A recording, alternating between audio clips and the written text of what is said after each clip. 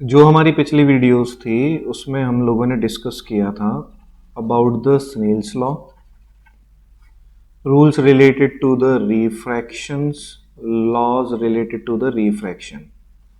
ठीक है, तो इन सब के बारे में हमने बेसिक बेसिक हम लोगों ने डिस्कशन कर चुके हैं। तो आज का जो हमारा टॉपिक है रिफ्रैक्टिव इंडेक्स, इसके बारे में हम देखते हैं। तो हम शुरुआत करेंगे किससे? स्नेल्स लॉ से। स्नेल्स लॉ क्या कहता है कि the ratio of sine of angle of incidence to the sine of angle of refraction वो हमेशा क्या रहेगा? कांस्टेंट रहेगा। ठीक है, किसके लिए? For a given pair of media. ठीक, जैसे कि क्या हो गया, एयर और ग्लास, एयर और वाटर, यहाँ ग्लास और वाटर भी हो सकता है। ठीक है, अब देखो इसको हम कैसे देखते हैं एक बारी फिर से।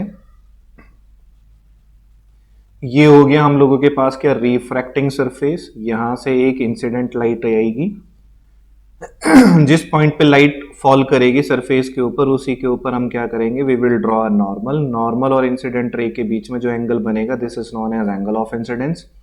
अब हम ये मान लेते हैं कि ऊपर मीडियम कौन सा है? रेयर, जिसका रिफ्रैक्टिव इंडेक्स क्या है? या तो म्यू1 से डिनोट करेंगे या उसको n1 से डिनोट करेंगे। और लाइट कहाँ जा रही है? डेंसर मीडियम में, जिसका रिफ्रैक्टिव इंडेक्स या तो म्यू2 लिख सकते हैं या उसको हम डिनोट करा रहे हैं n2 से। अब अगर लाइट रेयर से डेंसर जा रही है तो वो क्या करेगी? वो टूवर्ड्स द नॉर्मल हो जाएगी, बैंड।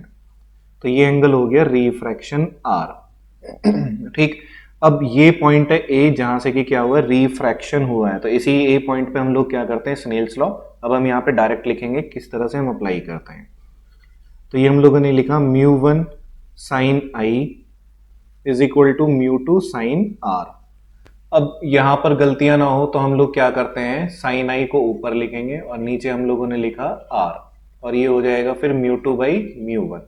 तो ये जो म्यू2 बाई म्यू1 का रेशियो है, ये हमेशा क्या रहेगा? कांस्टेंट।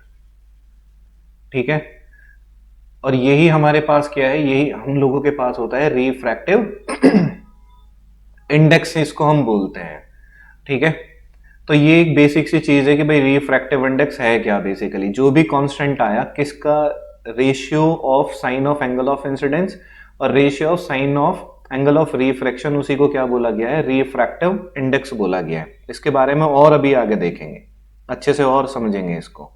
ठीक, अब जैसे एग्जाम्पल क्या है? एग्जाम्पल हम लोगों ने ये लिया कि जो रिफ्रैक्टिव इंडेक्स है किसके लिए? ग्लास के लिए। वो क्या होता है? वो ज्यादा रहेगा रिफ्रैक्टिव इंडेक्स ऑफ वाटर। ठीक, अब रिफ्रैक्टिव इंडेक्स के बारे में प्रीवियस वीडियोस में हम लोगों ने ये भी देखा था कि जो रिफ्रैक्टिव इंडेक्स है वो ये भी बताता है कि weather a medium is denser और रेयर, कि क्या कोई एक मीडियम डेंसर है या रेयर है। दूसरा वो ये भी बताता है कि उसके अंदर से स्पीड ऑफ लाइट कैसी रहने वाली है। ठीक, तीसरी चीज वो ये बताएगा कि क्या मीडियम जो भी है हम लोगों के पास, उसकी डेंसिटी क्या है? क्या वो ज्यादा है उसकी डेंसिटी या कम है? नेक्स्ट इसमें ऐड और कर लेते हैं कि रिफ्रैक्टिव इंडेक्स ये भी इंडिकेट कराता है कि लाइट में बेंडिंग कितने होने वाली है। तो बेंडिंग ऑफ लाइट को भी कौन इंडिकेट कराता है? Refractive index. ठीक, तो यहां से जो बेंडिंग ऑफ लाइट रहेगी वो किस में रहेगी? वो ग्लास में ज्यादा बेंडिंग रहेगी, किसके कंपैरिजन में? वाटर के कंपैरिजन में। ठीक है, अब इसके सिग्निफिकेंस देख लेते हैं। रिफ्रैक्टिव इंडेक्स के सिग्निफिकेंस, पहला तो ये है कि उस मीडियम की कितनी बेंडिंग एबिलिटी होने वाली है। किसको बेंड करना है? उसे, लाइट को। तो अगर किसी भी मीडियम का रिफ्रैक्टिव इंडेक्स ज्यादा है, इसका मतलब वो लाइट को क्या कराएगा? वो लाइट को ज्यादा बेंड कराएगा। ठीक है, लाइट की जो बेंडिंग है वो क्या हो जाएगी? बढ़ जाएगी। और अगर किसी मीडियम का रिफ्रैक्टिव इंडेक्स कम है तो वहां पे जो उसकी लाइट बेंडिंग एबिलिटी है, ठीक, उसकी जो लाइट बेंडिंग एबिलिटी है वो क्या रहने वाली है? वो कम रहने वाली है।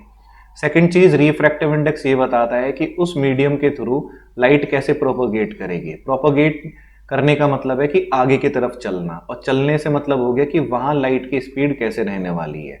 तो अगर किसी मीडियम का रिफ्रैक्टिव इंडेक्स ज्यादा है तो ऑब्वियस सी बात है वहां उस मीडियम के अंदर लाइट की स्पीड क्या रहेगी? कम। और अगर किसी का रिफ्रैक्टिव इंडेक्स कम है तो इसका मतलब उस मीडियम के अंदर जो स्पीड ऑफ लाइट रहेगी वो क्या रहेगी? ज्यादा।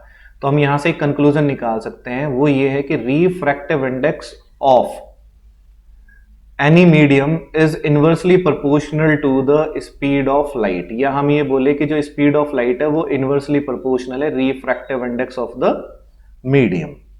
ठीक है, तो ये उसका सिग्निफिकेंस हो गया। अब हमारे पास दो टर्म आती हैं, कौन सी? एक तो आती है एब्सोल्यूट रिफ्रैक्टिव इंडेक्स और दूसरा आता है रिलेटिव रिफ्रैक्टिव इंडेक्स। तो इसका मतलब क्या है, ये सुनेंगे कि स्नेल्स लॉ से हम लोगों ने कंक्लूजन निकाला था sine I upon sine are is equal to mu two by mu one. Mu two by mu one का मतलब क्या हो गया कि ये हो गई रिफ्रैक्टिंग सरफेस, इसको हम आर एस लिख रहे हैं, यहां से लाइट हो गई इंसिडेंट रे, इस पॉइंट पे हमने ये नॉर्मल ड्रॉ किया। अगर लाइट रेयर से जा रही है और यहां पर जो मीडियम रेयर है, इस रेयर के लिए हमने क्या लिया, या तो हमने लिया है एयर या हम लोग यहां पे क्या मान रहे हैं वैक्यूम। इसका मतलब अगर लाइट एयर या वैक्यूम से किसी दूसरे मीडियम में जाएगी तो दूसरा मीडियम जो भी रहेगा एयर और वैक्यूम के कंपैरिजन में, ऑब्वियस सी बात है वो मीडियम कौन सा रहेगा, वो डेंसर ही रहेगा। ठीक, तो डेंसर के लिए हमने रिफ्रैक्टिव इंडेक्स लिखा μ2 और रेयर के लिए रिफ्रैक्टिव इंडेक्स लिखा μ1। ये अगेन वही छोटी छोटी टर्मिनोलॉजी है, ये आई हो गया, ये क्या हो गया आर। तो अगर लाइट हमारी एयर या वैक्यूम से किसी अदर मीडियम में जाती है तो this ratio is known as absolute refractive index. तो μ2 बाई μ1 का जो भी रेशियो आएगा this is known as absolute refractive index. अब देखो ये है क्या, μ2 इज 4। सपोज कर डेंसर मीडियम में हमने क्या लिया, यहां पे लिया कि वाटर, हम ये मान रहे हैं कि लाइट एयर से वाटर में जा रही है, तो हमने यहां पे लिख दिया वाटर अपॉन, और यहां पे लिख दिया हम लोगों ने क्या, एयर। ठीक, अब इसी चीज को हम लोग कैसे लिख सकते हैं, इसी चीज को हम ये भी लिख सकते हैं सिंपली म्यू वाटर। क्यों, क्योंकि एयर का जो रिफ्रैक्टिव इंडेक्स माना गया है वो हम लोग क्या मान के चलते हैं 1। तो म्यू वाटर को अगर हम 1 से डिवाइड करेंगे तो वो क्या हो जाएगा म्यू वाटर। ठीक है, अब कुछ जगह हम इसको ऐसे भी लिख सकते थे, देखो लिख सकते थे लेकिन लिखते नहीं है। कैसे कि लाइट कहां से जा रही है, एयर से, यहां लिखा म्यू, और कहां पर जा रही है वाटर। तो ये भी एक लिखने का तरीका, पर ये लिखना गलत है कन्वेंशन के अकॉर्डिंग, क्योंकि एयर का रिफ्रैक्टिव इंडेक्स कितना मान रहे हैं हम 1। तो हम इसको सिंपली किस तरह से लिखते हैं, हम इसको लिख देते हैं म्यू वाटर। ठीक, तो अगर हमारे पास रिफ्रैक्टिव इंडेक्स न्यूमेरिकल में एक ही वैल्यू गिवन है तो इसका मतलब हमें कन्वेंशन ये लेनी है कि लाइट कहां से आ रही है, एयर या वैक्यूम से उस दूसरे मीडियम के अंदर जा रही है। तो then this ratio is known as absolute refractive index. अब बात करते हैं हम लोग रिलेटिव रिफ्रैक्टिव इंडेक्स की।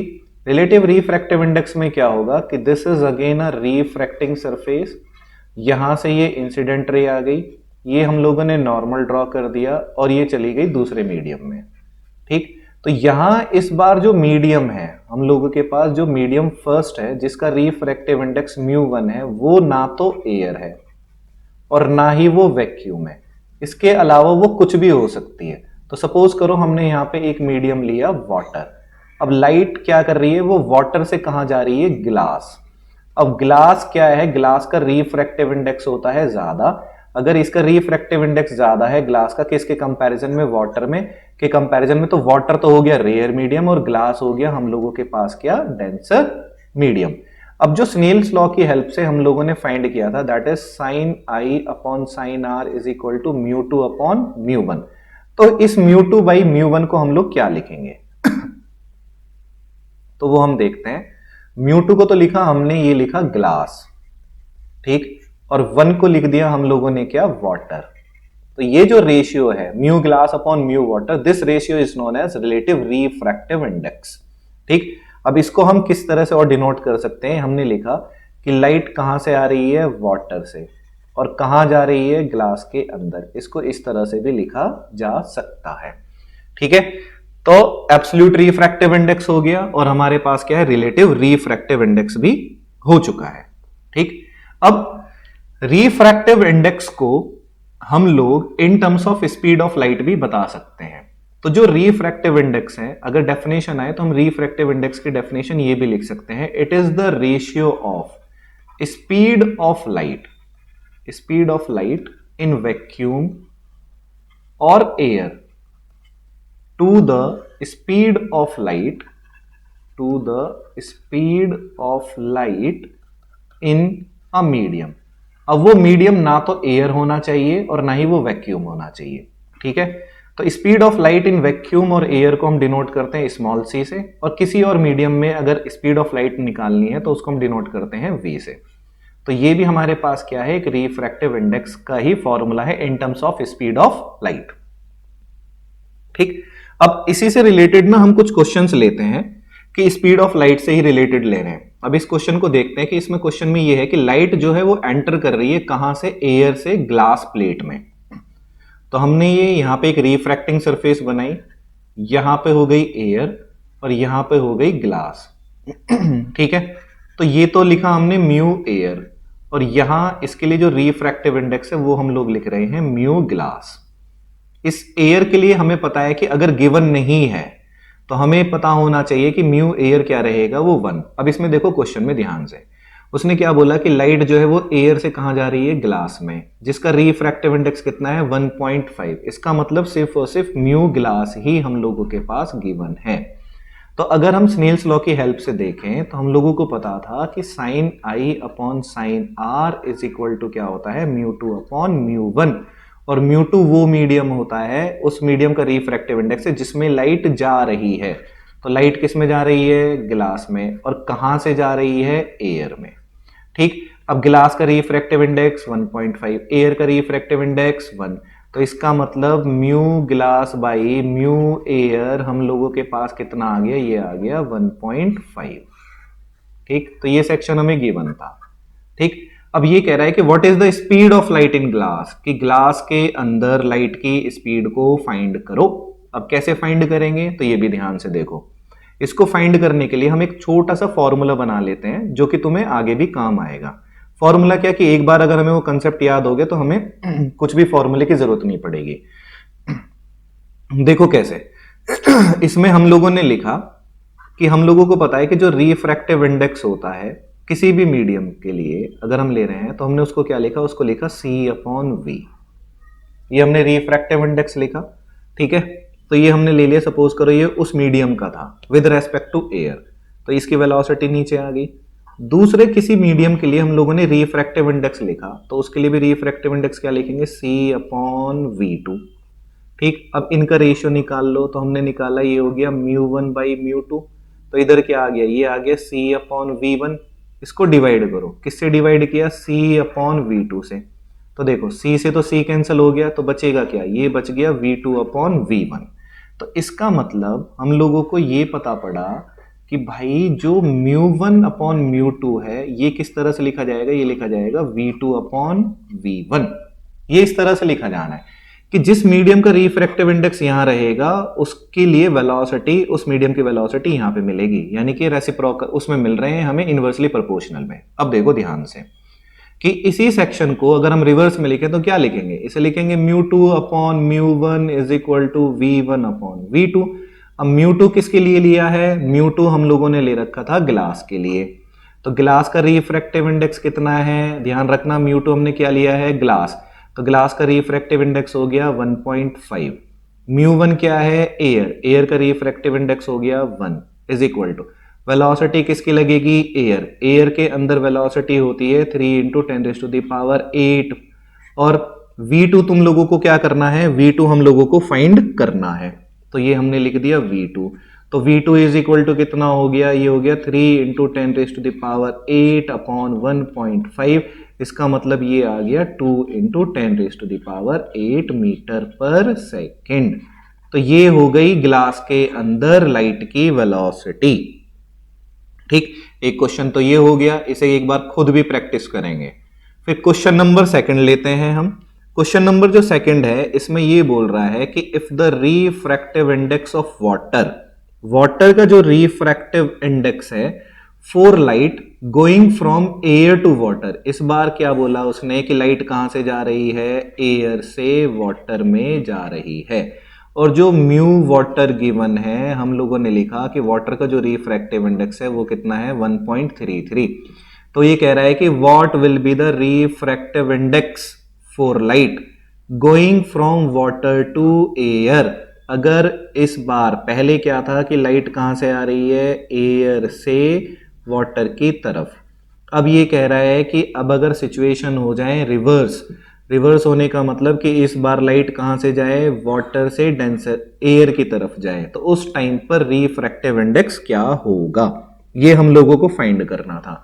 तो अगर ऐसी सिचुएशन आती है तो उस टाइम के लिए हमें फॉर्मूला क्या याद रखना है, ध्यान से देखेंगे कि अगर मैंने देखो किस तरह से लिख रहा हूं, मैं ये लिख रहा हूं कि μ2/μ1 लाइट कहां से जा रही है, पहले मीडियम से दूसरे मीडियम में, मल्टीप्लाई करो μ1/μ2, इसका मतलब लाइट कहां से रिवर्स कर दी गई है, μ2/μ1, तो इसका रेशियो हमेशा कितना आना है, 1 रेशियो आना है। ठीक है, कट हो जाएंगे, कैंसिल आउट। अब इसमें ध्यान वाली बात यह है कि हमें कंडीशन कौन सी गिवन है और कौन सी गिवन नहीं है। हमें गिवन यह है कि लाइट कहां से जा रही है, एयर, ये मतलब पहला मीडियम, कहां जा रही है, वाटर की तरफ, मतलब दूसरा मीडियम।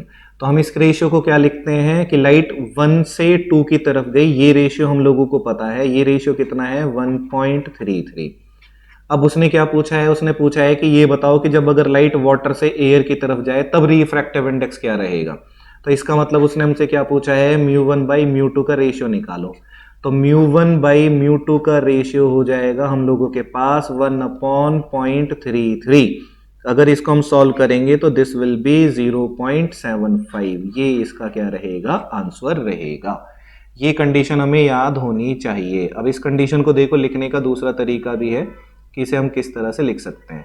इसने ये बोला कि लाइट कहां से जा रही है, पहले मीडियम से दूसरे मीडियम में, मल्टीप्लाई करेंगे, अगर वही सेम लाइट दूसरे से कहां जा रही है, फर्स्ट में, तो दोनों के मल्टीप्लीकेशन का रिजल्ट क्या आता है, वो आता है 1। ठीक है, या हम ये भी बोल सकते हैं कि पहले से अगर दूसरे में लाइट जा रही है तो वो चीज क्या हो जाएंगी, रेसिप्रोकल कर दो। ठीक है, उसको क्या कर दो, रेसिप्रोकल कर दो, तो हमें दूसरे वाले जो भी हमसे पूछ रहा है रिवर्स कंडीशन के आंसर हमारे पास आ जाते हैं। तो ये हो गया क्वेश्चन नंबर 2। थर्ड क्वेश्चन को देखते हैं, जो कि एक बहुत ईजी सा सेक्शन है। इसमें हमारे पास 3 हमारे पास लिक्विड है, एक ये हो गया, एक ये हो गया, एक ये हो गया। ठीक, तो इनके ना रिफ्रैक्टिव इंडेक्स हमको गिवन है, तो रिफ्रैक्टिव इंडेक्स तो ये हो गए 1.44, 1.47 और 1.33।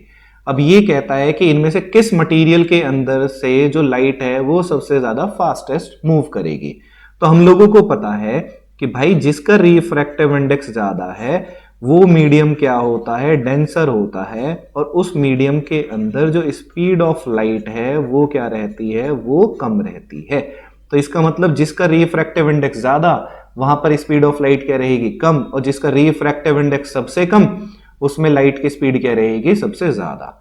तो ये वो सेक्शन है, यानी कि वाटर वाला पार्ट, जिसमें कि स्पीड ऑफ लाइट क्या रहेगी, सबसे ज्यादा रहेगी। और यही मीडियम तुम्हारा क्या रहेगा, यही मीडियम तुम तीनों में, इन तीनों में सबसे ज्यादा रेयर यही रहेगा। ठीक है, तो ये रेयर हो गया, और सबसे ज्यादा डेंसर कौन रहेगा, ये 1.47 वाला। तो ये हमारा हो गया रिफ्रैक्टिव इंडेक्स से रिलेटेड जितना भी हमारा टॉपिक 10th क्लास से रिलेटेड है। आई होप तुमको ये सब सेक्शन सब क्लियर हो गए होंगे। एब्सोल्यूट रिफ्रैक्टिव इंडेक्स क्या है, इसके अलावा रिलेटिव रिफ्रैक्टिव इंडेक्स क्या है, और उससे रिलेटेड जो भी हमारे फॉर्मूलेज हैं।